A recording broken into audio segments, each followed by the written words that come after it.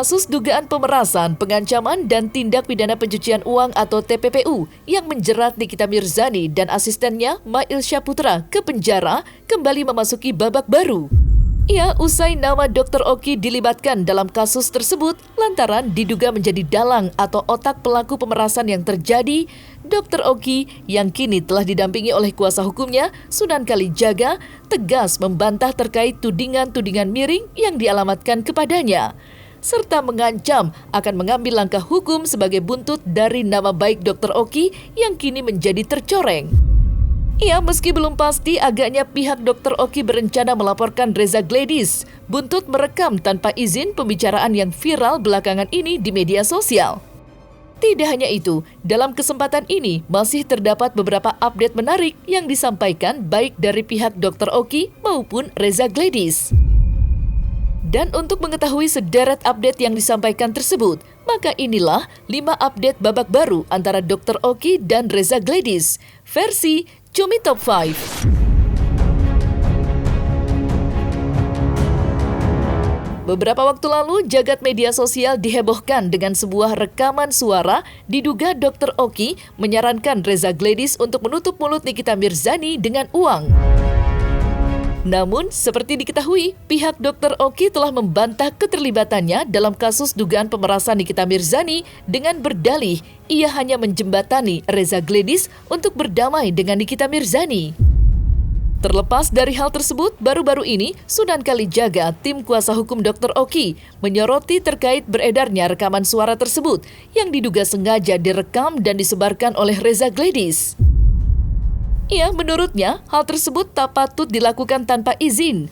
Kendati rekaman suara itu telah beredar, pihak Dr. Oki pun mengancam akan melaporkannya ke pihak yang berwajib. Lantas, seperti apa kode laporan polisi yang dilempar Sunan Kalijaga? Benarkah hal tersebut tertuju kepada Reza Gladys? Anda ini siapa sih? Atau di belakang Anda ini siapa? Kok bisa-bisanya merekam-rekam, ya?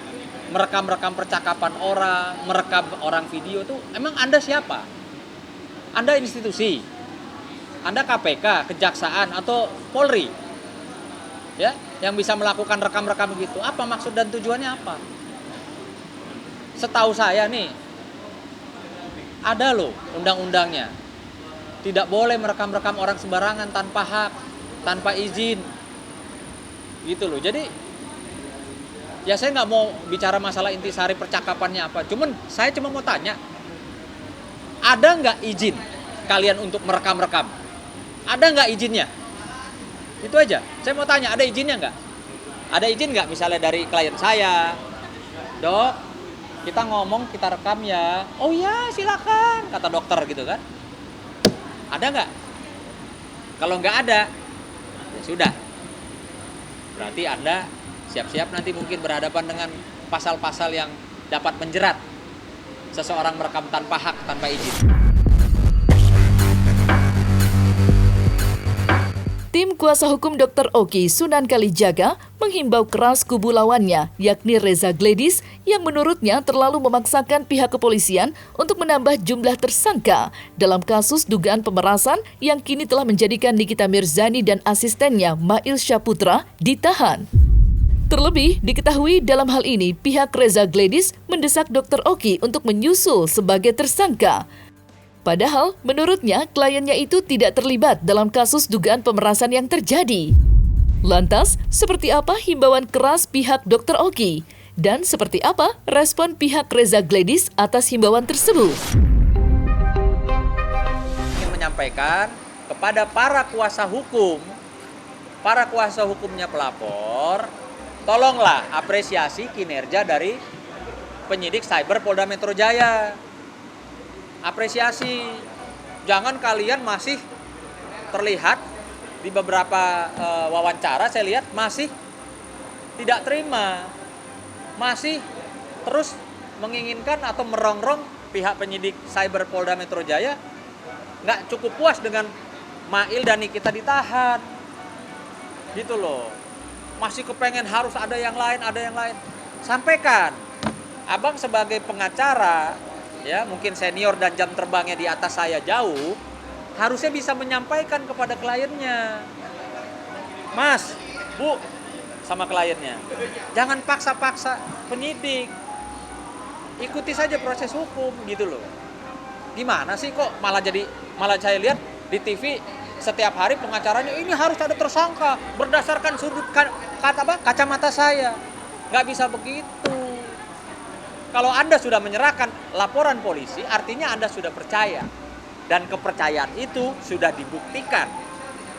Para penyidik profesional sudah dibuktikan. Sehingga masuklah dua orang ini. Saya sebenarnya bukan memaksa.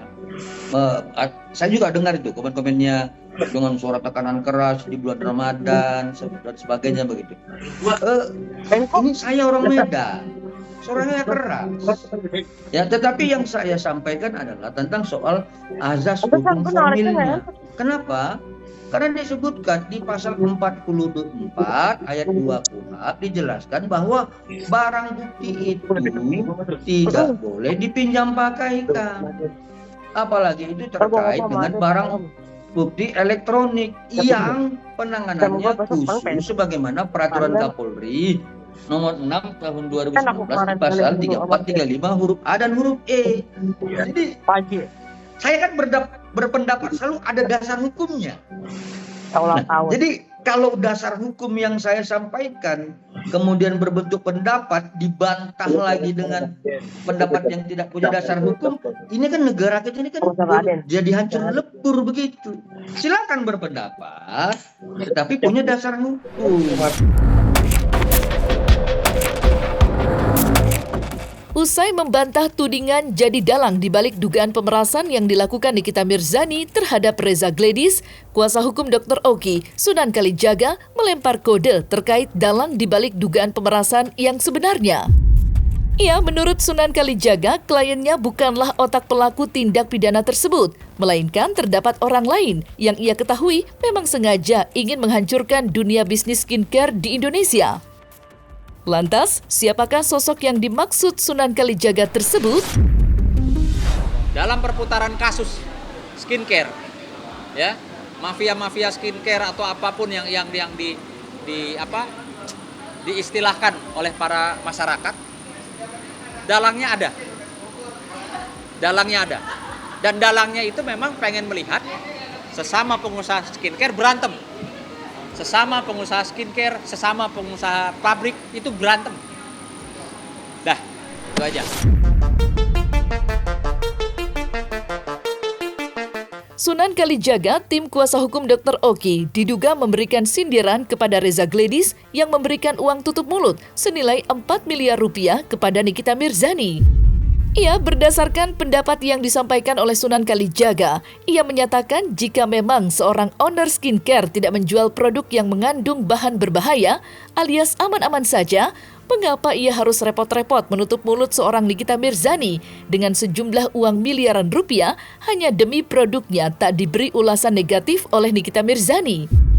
Lantas, seperti apa sindiran Sunan Kalijaga yang diduga ditujukan kepada Reza Gledis? Seorang atau para pengusaha skincare, kenapa kalian mesti takut barangnya direview oleh siapapun lah, mau sama Nikita, mau sama Doktif, mau sama Bang Nahak mungkin. Kenapa mesti takut kalau memang tidak ada kandungan barang-barang berbahaya? Kenapa mesti mengeluarkan duit miliaran? Coba, saya rasa masyarakat udah pintar lah. Orang mau mengeluarkan duit miliaran itu ada apa? Reza Gledis melalui tim kuasa hukumnya, Julianus, secara keras membantah terkait tudingan menjual produk skincare overklaim dan ilegal.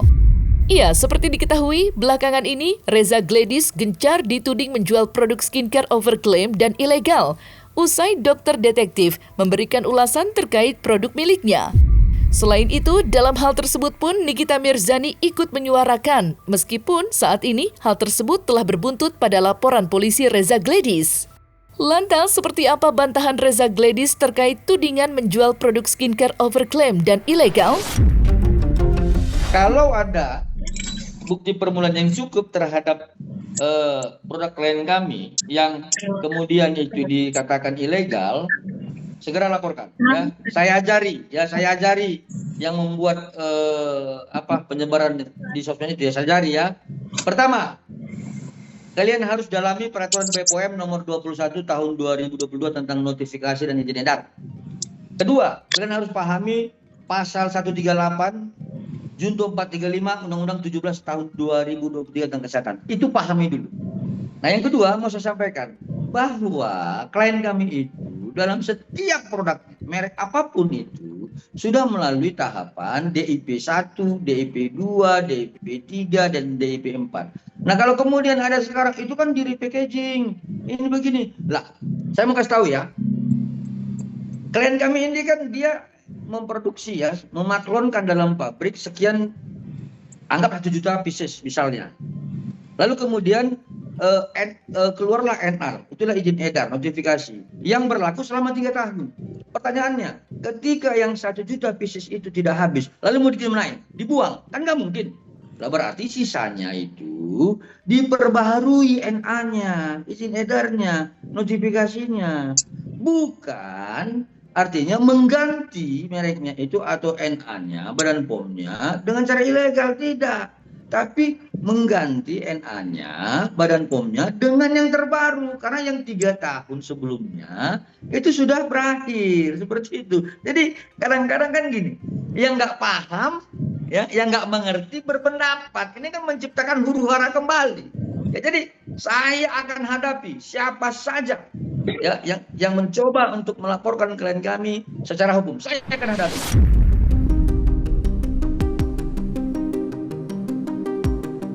Nah, selesai sudah Cumi Lovers. Jangan lupa untuk like, subscribe, dan juga share channel YouTube Cumi Cumi.